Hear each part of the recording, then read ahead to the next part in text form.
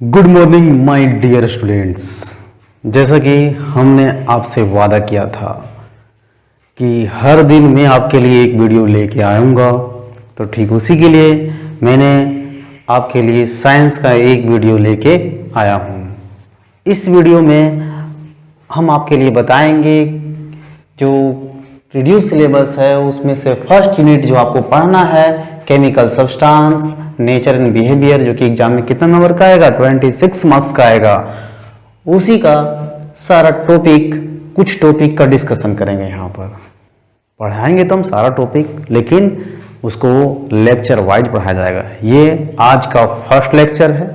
इस लेक्चर में आप लोग सीखिएगा कि केमिकल रिएक्शन क्या होता है, केमिकल रिएक्शन को रिप्रेजेंट कैसे करते हैं, केमिकल इक्वेशन क्या होता है, किसी केमिकल इक्वेशन को बैलेंस कैसे करते हैं। कोई केमिकल इक्वेशन अगर बैलेंस होता है तो उससे हम लोग क्या क्या जानकारी प्राप्त कर सकते हैं, ये सभी चीज़ों के बारे में आप लोग जान पाइएगा। तो चलिए वीडियो को शुरू करते हैं।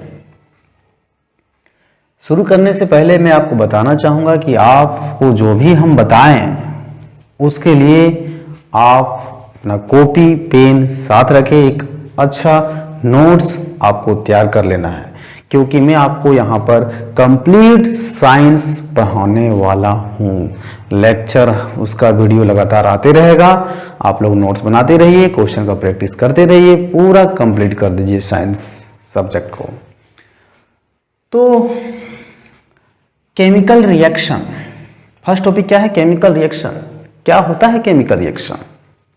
देखिए, डेली लाइफ में हम लोग के साथ बहुत सारा चीज होता है, जिसमें दो तरह का चेंजेज होता है। एक होता है फिजिकल चेंजेज, दूसरा होता है केमिकल चेंजेज। अगर बात किया जाए फिजिकल चेंजेज, तो वैसा चेंजेज जो अपना स्टेट में पुनः आ सकता है, इसको क्या बोलेंगे? Physical changes. जैसे आइस वाटर में कन्वर्ट होगा तो वाटर आइस में भी आ सकता है।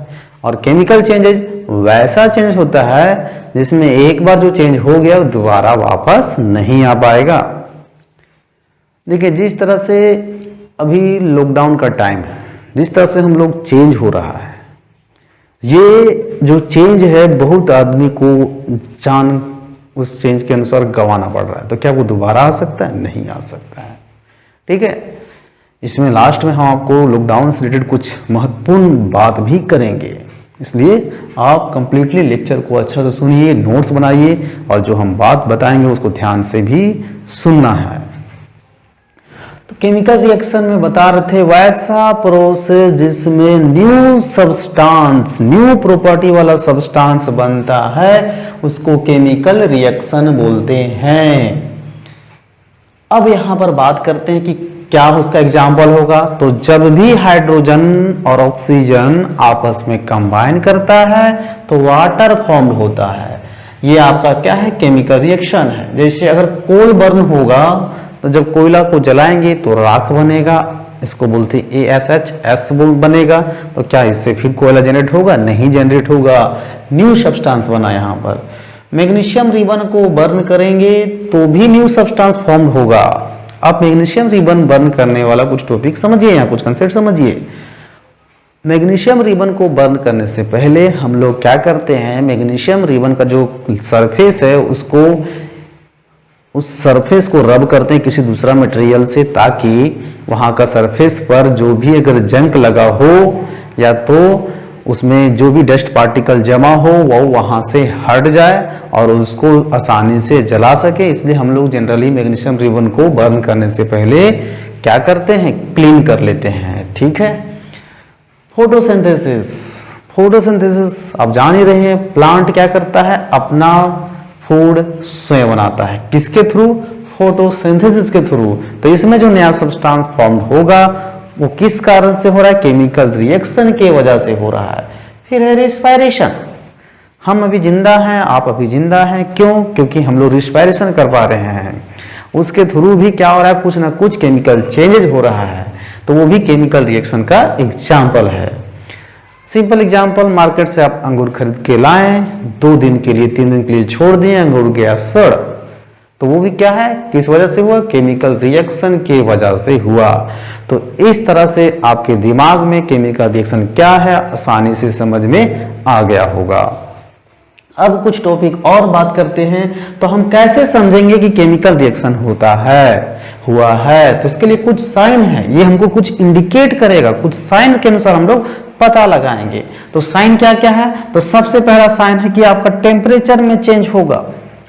जैसे चूना को जब पानी में डालते हैं तो उसमें उबाल आता है, उस वजह से वाटर हीट हो जाता है, तो वहां पर टेम्परेचर चेंज होता है। तो किस कारण से हुआ? क्योंकि वहां पर केमिकल रिएक्शन हो रहा है, इस कारण से हुआ। फिर स्टेट में भी चेंज हो सकता है, कहने का मतलब है कि वो अपना स्टेट सॉलिड से लिक्विड, लिक्विड से गैस चेंज कर सकता है। तो उसका रीजन क्या है? Chemical changes. फिर चेंज इन कलर, कलर में भी चेंज हो सकता है। जैसे हम लोग वाटर में कुछ रिएक्शन करवाते हैं तो उसका कलर चेंज होता है, कहने का मतलब पोटासियम परमैंगनेट डाल दीजिए, अगर चूना ही डाल देते हैं तो वाटर का कलर क्या हो जाता है? व्हाइट ही हो जाता है। तो कलर चेंज के आधार पर भी हम लोग केमिकल रिएक्शन को आइडेंटिफाई कर पाते हैं।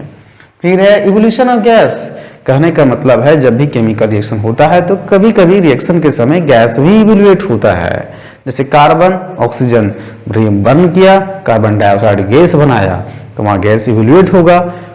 अगर मेटल को हम लोग कोई एसिड में डाल देंगे तो वहां पर भी गैस निकलेगा, हाइड्रोजन गैस, तो वहां पर भी इवोल्यूशन ऑफ गैस हो रहा है। तो इस आधार पर हम लोग पता कर सकते हैं कि केमिकल रिएक्शन हो रहा है। ये हम लोग का साइन है, इंडिकेट करता है केमिकल रिएक्शन हुआ या नहीं हुआ।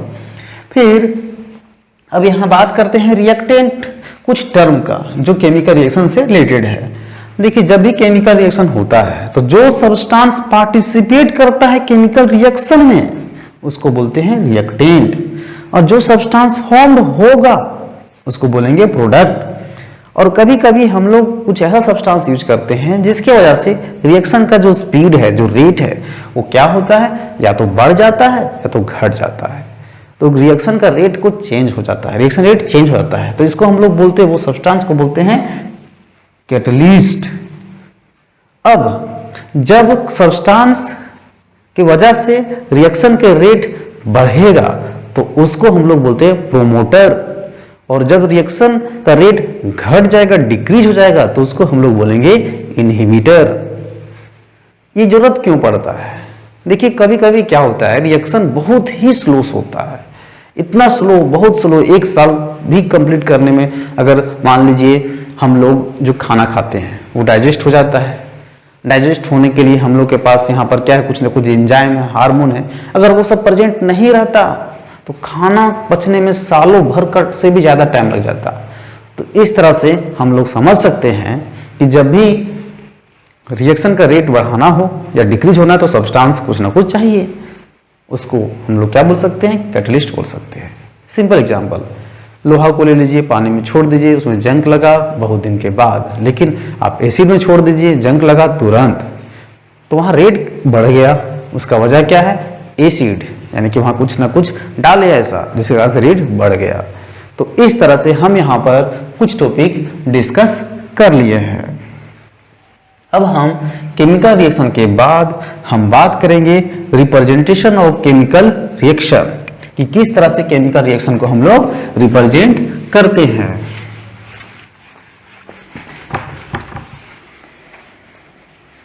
तो आप लोग लॉकडाउन में बहुत अच्छे ढंग से पढ़ाई भी कर रहे हैं, नहीं कर रहे हैं तो बहुत दिक्कत वाली बात है। इसमें अच्छे ढंग से आप लोग पढ़ाई कीजिए। एक हम आप लोग के लिए कहानी सुनाते हैं।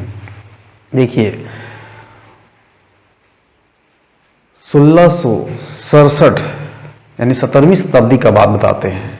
इस समय हुआ क्या था, इंग्लैंड में फ्लैग नामक बीमारी फैल गया था, जिसके वजह से इंग्लैंड में 1/4 पॉपुलेशन जो है, इंग्लैंड का जिस समय उतना पॉपुलेशन था उसका 1/4 उससे मर गया था। इतना खतरनाक बीमारी था। वहां पर 1 साल के लिए उस समय लॉकडाउन लगा दिया गया था। लेकिन उस समय हम लोग नया नया डिस्कवरी के बारे में भी जान पाए। जैसे आपको बताते हैं, आप लोगों ने ग्रेविटेशन के बारे में पढ़ा, आप लोगों ने ऑप्टिक्स के बारे में पढ़ा, मतलब रे ऑप्टिक्स, रे मतलब light, reflection of light, refraction of light, ये सब फेनोमेनन के बारे में पढ़ा, तो उसको बताया गया किसके द्वारा? उसको बताया गया था न्यूटन के द्वारा। तो उसी समय, जिस समय प्लेग बीमारी स्टार्ट हुआ, 1 साल के लिए लॉकडाउन लगाया गया था, तो न्यूटन साहब रूम के अंदर में बैठ करके वो अपने लगातार मेहनत करते रहे। उस समय गौर किए, उससे पहले गौर नहीं किए थे कि अपना खिड़की से बाहर देखे पेड़ से आम गिरा है, उसका क्या रीजन है। उसी समय उसी टाइम गौर करने लगे। 1 साल का जो टाइम था उसी में बहुत दिमाग लगाएं, तब वो खोज कर पाए ग्रेविटेशन। और जो लाइट के बारे में हम लोग जान पाते हैं, उसी समय उनका थ्योरी दिया गया था। जितना भी कंसेप्ट पढ़ते हैं तो समझिए, लॉकडाउन के टाइम में जब न्यूटन इतना बड़ा बड़ा काम कर सकते हैं, इससे पहले नहीं, इसके बाद में भी नहीं, उसी टाइम, यानी कि उस समय अकेले में रह करके वो नया नया चीज सोचे। इसलिए इंसान अकेले में रह करके बहुत कुछ कर जाता है। ये नहीं समझिए कि हम लोग साथ में नहीं है तो क्या होगा। आप लोग उस चीज को छोड़ करके दिमाग लगाइए कि लॉकडाउन का अपॉर्चुनिटी का फायदा उठाइए, अकेले में रहिए, रह करके अच्छा ढंग से पढ़िए, अपना पिछला जो भी चीज पढ़ चुके हैं उसका रिवाइज कीजिए, मैथ में जो पढ़े उसका रिवाइज कीजिए। इस तरह से अपना स्टडी करेंगे, लगातार स्टडी करेंगे, कोई नया नई चीज सोचेंगे तो आपका भी नाम हो सकता है। चलिए कुछ नया टॉपिक बात कर लेते हैं। तो टॉपिक क्या है? Representation of chemical reaction. Representation of chemical reaction. तो किसी भी केमिकल रिएक्शन को रिप्रेजेंट कैसे करते हैं? तो किसी भी केमिकल रिएक्शन को रिप्रेजेंट करने के लिए हम लोग एक एरो साइन यूज करते हैं, और जो भी सब्सटेंस पार्टिसिपेट इसमें करता है उसको हम लोग लेफ्ट साइड लिखते हैं। जो भी सब्सटेंस फॉर्म्ड होता है उसको हम लोग राइट साइड लिखते हैं। लेफ्ट साइड कौन सब्सटेंस पार्टिसिपेट करता है? तो हम अभी आपको डेफिनेशन में लिखाए थे, रिएक्टेंट, इसलिए लेफ्ट में रिएक्टेंट लिखते हैं। और राइट साइड क्या बनता है? प्रोडक्ट, इसलिए हम राइट साइड प्रोडक्ट लिखा करेंगे। और कभी कभी केमिकल रिएक्शन के रेट को कोई बढ़ाता भी है, घटाता भी है, तो उसको क्या बोलते हैं? कैटलिस्ट। तो कैटलिस्ट को एरो के ऊपर लिखा करेंगे, यानी कि ये जो है इसको क्या बोलते हैं? एरो बोलते हैं। और ये किधर का पोर्शन है? लेफ्ट हैंड साइड है। ये किधर का पोर्शन है? राइट हैंड साइड है। तो कोई भी केमिकल रिएक्शन को रिप्रेजेंट करने के लिए मेरे पास पोर्शन है left hand side, right hand side, arrow का साइन, रिएक्टेंट, प्रोडक्ट, कैटलिस्ट। इसके सहायता से हम केमिकल रिएक्शन को रिप्रेजेंट करते हैं। ठीक है, एग्जाम्पल से हम समझते हैं इस बात को। हम आपको बताए थे कि when hydrogen combine with oxygen, क्या बताए थे? When hydrogen combine with oxygen then क्या बनता है? Then water is formed. तब क्या बनता है? वाटर बनता है। अब ये मेरा एक रिएक्शन है, ये मेरा क्या है? एक रिएक्शन है। इसको हम लोग कैसे रिप्रेजेंट करेंगे? तो बताइए। हाइड्रोजन कंबाइन करता है ऑक्सीजन के साथ, मतलब कि मेरा ये रिएक्टेंट है। तो दो अलग अलग रिएक्टेंट को एक साथ लिखने के लिए उसके बीच हम लोग प्लस साइन यूज करेंगे। और यहां ऑक्सीजन क्या बना? वाटर बना। ठीक है, एक और एग्जांपल से आप समझ लीजिए, फोटोसिंथेसिस। फोटोसिंथेसिस का एग्जांपल से आपको समझाना चाहेंगे। तो फोटोसिंथेसिस में क्या होता है? फूड बनता है किसमें? प्लांट में। कैसे? जब प्लांट एटमॉस्फेयर से कार्बन डाइऑक्साइड लेता है, कार्बन डाइऑक्साइड लेता है, और अर्थ क्रस्ट से वाटर लेता है। किसके प्रेजेंस में? तो क्लोरोफिल के प्रेजेंस में। और सनलाइट, इसमें क्या चाहिए इसको? क्लोरोफिल भी चाहिए और सनलाइट भी चाहिए। तो इसके वजह से इसमें खाना बनने का प्रोसेस फास्ट होता है, इसलिए कैटलिस्ट के रूप में आएगा। तो बनता है सब्सटेंस ग्लूकोज, इसके साथ बनता है ऑक्सीजन। तो ये मेरा क्या है, केमिकल रिएक्शन को रिप्रेजेंट करने का तरीका है। इसको भी अपना नोट्स में आप लोग अच्छे ढंग से अपने तरीका से लिख लीजिएगा। अब बात कर लेते हैं कुछ नया टॉपिक। वो टॉपिक है केमिकल इक्वेशन। तो जैसा कि हमने आपको बताया था कि लॉकडाउन में भी आपको मन लगा के, बहुत ही मन लगा के पढ़ना है, और टेंशन मत लीजिए, साइंस का सिलेबस हम कंप्लीटली खत्म करेंगे आपके लिए। अब है अगला केमिकल इक्वेशन। अगला टॉपिक क्या है, केमिकल इक्वेशन। तो ये क्या होता है, अगर कोई भी केमिकल रिएक्शन को हम लोग रिप्रेजेंट करें उसके मॉलिक्यूलर फॉर्मूला के हिसाब से, तो उसको हम लोग बोलेंगे chemical equation. If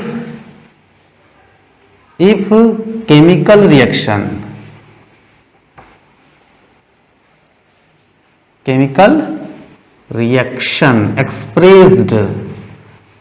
expressed by formulae of substance, then it is called, आपको नोट्स में अच्छा से लिख लेना है, it is called chemical equation. तब उसको हम लोग क्या बोलेंगे, केमिकल इक्वेशन बोलेंगे। जैसे कि अभी आपको एग्जाम्पल में बताए थे कि हाइड्रोजन है ऑक्सीजन से कंबाइन करेगा तो बनेगा वाटर। इसके फॉर्मूला क्या लिखेंगे, तो हाइड्रोजन का फॉर्मूला आपको जानना पड़ेगा, H2 होता है, ऑक्सीजन के लिए फॉर्मूला जानना पड़ेगा, O2 होता है, वाटर के लिए फॉर्मूला जानना पड़ेगा कि H2O होता है। तो ये मेरा क्या हो गया, केमिकल इक्वेशन। एक और एग्जांपल आपको बताए थे फोटोसिंथेसिस का, तो फोटोसिंथेसिस में भी हम लोग लिख लेते हैं इसका केमिकल इक्वेशन। क्या इक्वेशन, तो फोटोसिंथेसिस में कार्बन डाइऑक्साइड कंबाइन करता है वाटर के साथ, सनलाइट में HNu, क्लोरोफिल का भी फॉर्मूला होता है मगर बहुत बड़ा होता है इसलिए इसमें नाम लिखेंगे इसका। क्या बनता है, ग्लूकोज C6H12O6 प्लस में ऑक्सीजन। तो ये मेरा क्या है, केमिकल रिएक्शन है। अगर एक और एग्जांपल बता देते हैं, जब वाटर में करंट पास करेंगे, वाटर में क्या पास करेंगे, करंट, तो बन जाएगा उल्टा। क्या उल्टा, मतलब कि हाइड्रोजन और ऑक्सीजन में बदल जाएगा। तो इसको भी हम लोग क्या लिख सकते हैं, केमिकल इक्वेशन में वाटर का फॉर्मूला H2O, यहां पर करंट के लिए I, यहां पर H2 प्लस में O2। तो इस तरह से आपको केमिकल इक्वेशन क्या है वो समझ में आ गया होगा। आपको बहुत ही अच्छा तरीका से नोट्स में उतार लेना है। अब केमिकल इक्वेशन के बाद हम लोग बात कर लेते हैं, केमिकल इक्वेशन को जब हम लोग रिप्रेजेंट करते हैं तो उसको केमिकल इक्वेशन जनरली दो टाइप का होता है। क्या होता है, केमिकल इक्वेशन जनरली कितने टाइप का होता है, दो टाइप का होता है। कौन कौन टाइप का होता है, तो इसको हम लोग लिख लेते हैं, नीचे ही लिख लेते हैं। क्या लिख लेते हैं, there are two types of chemical equation, there are two types of chemical equation. पहला है स्केलेटन या स्केलेटल भी बोल सकते हैं हम लोग, स्केलेटन केमिकल इक्वेशन। और दूसरा है balanced chemical equation, balanced chemical equation. ठीक है, अब यहां पर दोनों इक्वेशन के बारे में हम डिस्कस करेंगे, लेकिन इससे पहले अगर आपको कंपाउंड का मॉलिक्यूलर फॉर्मूला लिखना नहीं आता है तो आप हमको कमेंट में करके बताइए कि हमको नहीं आता है, तो हम उसको देख करके मॉलिक्यूलर फॉर्मूला लिखने का तरीका, मॉलिक्यूलर फॉर्मूला बनाने का तरीका बताएंगे, ताकि ये चैप्टर आपके लिए और इजी हो जाए। नहीं तो जितना हम लिखा रहे हैं वो सफिशिएंट है एग्जाम के लिए। तो यहाँ पर पहला टाइप्स क्या है,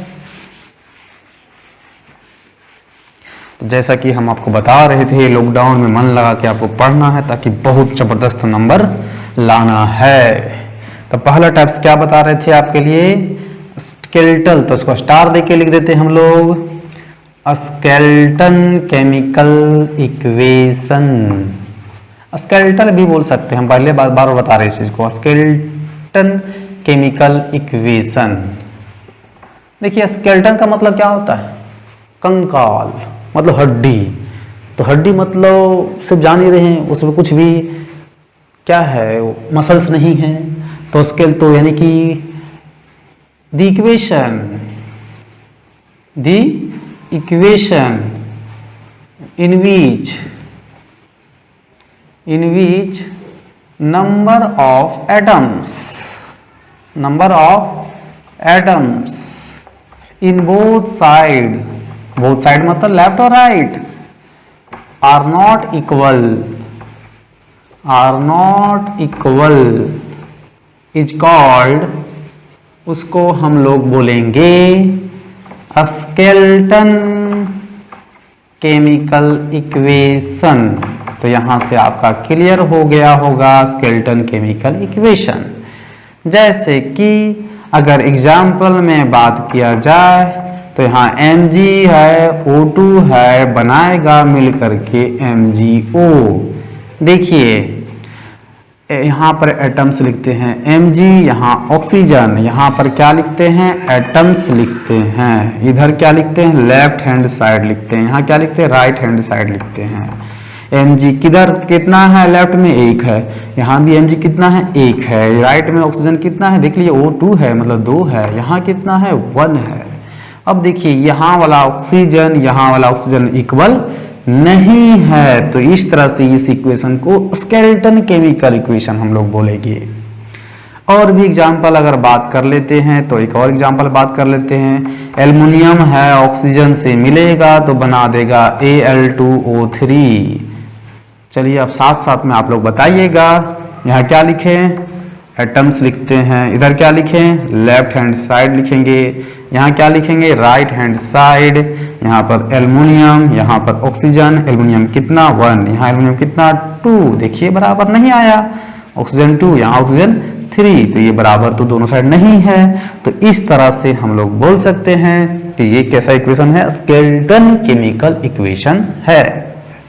अब हम इसको आप लोग को अच्छा से नोट कर लेना है, इसलिए आप लोग कंप्लीटली इसको अच्छा से नोट कर लीजिए ताकि आपका नोट्स एक जबरदस्त नोट्स बने। और जितना हम बता रहे हैं वो आपके लिए सफिशिएंट है, एग्जाम में एक भी क्वेश्चन नहीं छूटेगा। बस हम जो क्वेश्चन प्रोवाइड करेंगे डिस्क्रिप्शन लिंक में, उसको आपको प्रैक्टिस करते जाना है। जो भी दिक्कत होगा कमेंट करके बताना है ताकि उस दिक्कत को लेकर के हम वीडियो बना सकें।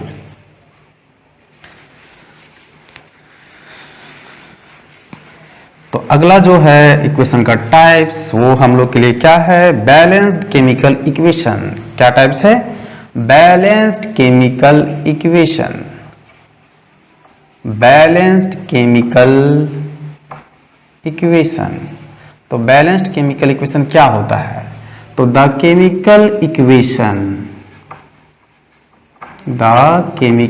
Equation in which number of atoms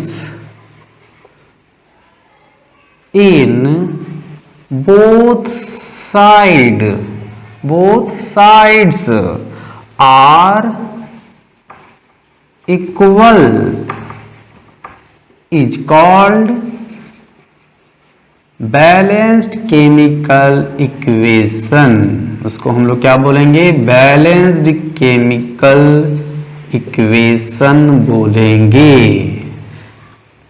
इसके लिए हमको बात क्या क्या याद रखना है वो भी हम लोग समझते चलते हैं। तो इन balanced chemical equation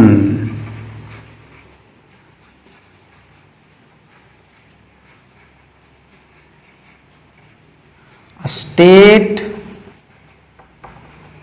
of involved substance are also retain, should be retain लिख देते हैं, अवश्य लिखा रहना चाहिए, should be retain। और इसमें एक कैरेक्टरिस्टिक्स है, it follow law of conservation of mass. ये किसको फॉलो करता है? Law of conservation of mass को फॉलो करता है। अब स्टेट का बात कर रहे थे, तो अगर सॉलिड स्टेट में कोई भी सब्सटेंस है तो उसके लिए सिंबल आपको छोटा सा एस यूज करना है। अगर लिक्विड के लिए है तो उसके लिए आपको छोटा सा एल यूज करना है। अगर गैस के लिए है, गैस के लिए तो उसके लिए आपको सिंबल के रूप में जी यूज करना है। अगर सब्सटेंस एक्वस स्टेट में है, यानी कि इसमें वाटर डाले हुए है, एक्वस, AQUEOU ऐसी होगा, ठीक है। एक्वस स्टेट के लिए है तो इसके लिए आपको छोटा सा ए, छोटा सा क्यू यूज करता है। अगर गैस इवॉल्व हो रहा है, इवॉल्व तो एरो का ऊपर डाउन, एरो को ऊपर ले जाना है। अगर पीपीटी बन रहा है तो इसके बाद यहाँ तक तो आप लोग सीख गए हैं कि केमिकल इक्वेशन क्या होता है, केमिकल रिएक्शन क्या होता है, केमिकल इक्वेशन का जो टाइप्स होता है वो कौन सा होता है। दो टाइप्स होता है, स्केलेटन और बैलेंस्ड, उसके बारे में बता दिए हैं। अब आगे हम डिस्कस करेंगे, अगला वीडियो में हम डिस्कस करेंगे, अगला दिन डिस्कस करेंगे कि बैलेंस्ड कैसे करते हैं कोई भी केमिकल इक्वेशन को। अगर हम केमिकल इक्वेशन को बैलेंस्ड कर लेते हैं तो उससे हमको क्या क्या जानकारियाँ मिलती है।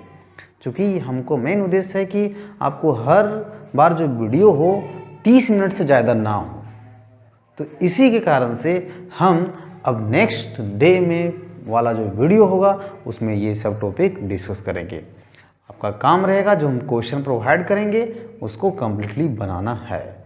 एक बात और फिर से हम रिपीट कर देते हैं, अगर आपको फॉर्मूला लिखना नहीं आता हो तो हमको कमेंट करके बताइए, हम आप फॉर्मूला लिखने का जो अगला वीडियो है वो अपलोड कर देंगे। अगर हम कमेंट में देख लिए तो, नहीं तो हम आगे का जो सिलेबस है उसको पढ़ाएंगे। थैंक यू, आप लोग मन लगा के पढ़ते रहिए। Thank you.